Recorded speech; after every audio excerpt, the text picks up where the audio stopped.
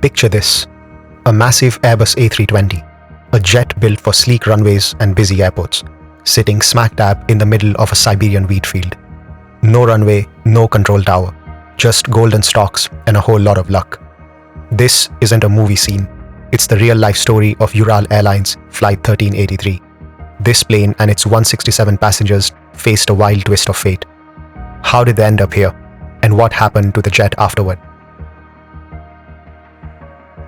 On September 12, 2023, Ural Airlines Flight 1383 departed from Sochi, a coastal city on the Black Sea, bound for Omsk in western Siberia. This was a routine 2,300-kilometer domestic flight. The aircraft, an Airbus A320-200, with a capacity for 180 passengers.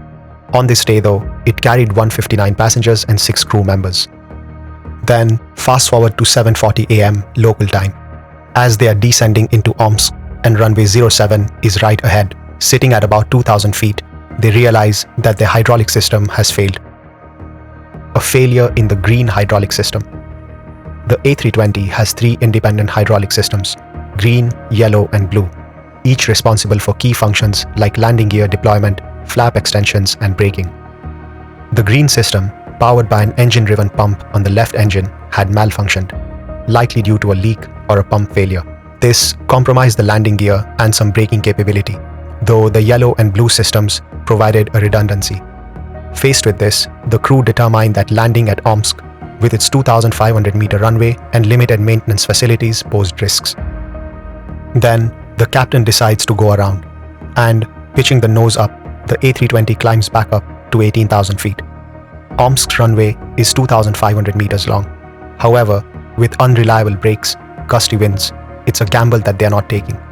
They decide to divert to Novosibirsk, about 370 miles east, but with a 3,500-meter runway, hence plenty of space to roll out. The fuel is tight, and they calculate that they'll land with about 1,200 kilograms of fuel. Hence, they decide to call the emergency and turn east. However, there is another problem. When they try to retract the landing gear to climb up, the nose gear doors don't close. That hydraulic failure has struck once again. The open doors mean more drag, and with headwinds hammering them, the fuel is burning way too fast. Hence, they realize that they would not make it to Novosibirsk. Due to the low fuel warning, they have only one other choice left: to land in a field. The Airbus A320 executed an emergency landing in a field approximately 180 kilometers from Novosibirsk.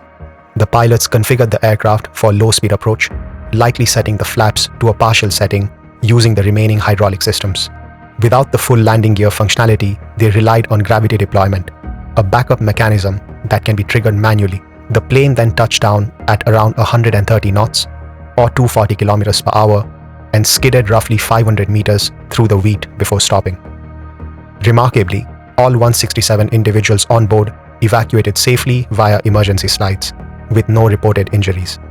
The aircraft sustained moderate damage. The landing gear was partially collapsed. The engines had ingested soil and debris, clogging the turbine blades. Structurally, the fuselage remained intact, a testament to both the A320's design and the crew's skill. Post-landing assessments then revealed that the green hydraulic failure likely stemmed from a ruptured line, a rare but documented issue in A320 maintenance logs.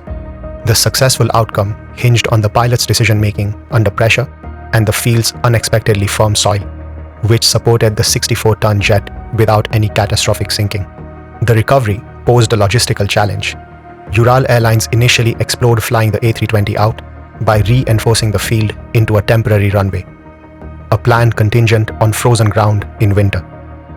Another proposal involved disassembling it on-site and then airlifting the components via heavy-lift helicopters like the Mi-26. However, geotechnical surveys found the soil too soft to support takeoff, even at a reduced weight of 40 tons after defueling. Constructing a concrete runway was deemed cost-prohibitive, and it exceeded the airframe's $20 million value. By April of 2024, the decision was made to dismantle the aircraft. Engineers began removing the salvageable components, its wings, avionics, and the engines, for reuse in Ural Airlines fleet.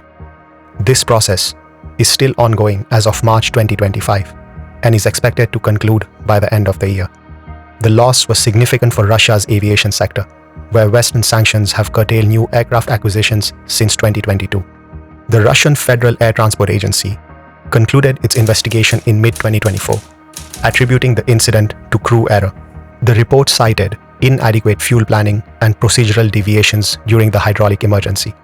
While the landing itself was applauded, these findings underscore the fine margins in aviation safety.